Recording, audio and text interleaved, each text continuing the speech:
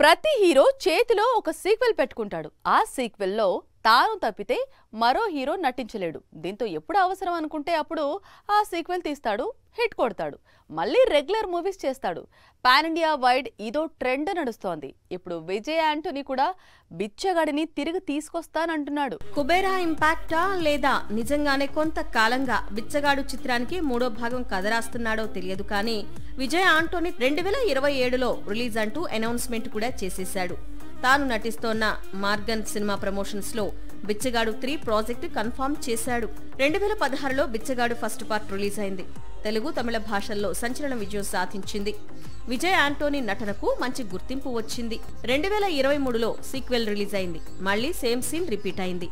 పైగా బిచ్చగాడు 2కు Vijay Anthony hero మాత్రమే కాదు, నిర్మాత, కథా రచయిత, మ్యూజిక్ డైరెక్టర్, ఎడిటర్, డిస్ట్రిబ్యూటర్ అన్నీ తానై తీశాడు. ఇప్పుడు మూడో భాగం కూడా అంతే అనుకుంటా. బిచ్చగాడు మూవీస్ ఇస్తోన్న సక్సెస్ తో మధ్యలో కొన్ని చిత్రాలు చేయడం, అవి పెద్దగా మెప్పించకపోవటం, మళ్లీ బిచ్చగాడు చేసి ఇంప్రెస్ చేయటం, ఇలా సాగుతోంది విజయ్ యాంటోనీ ఫిల్మ్ జర్నీ.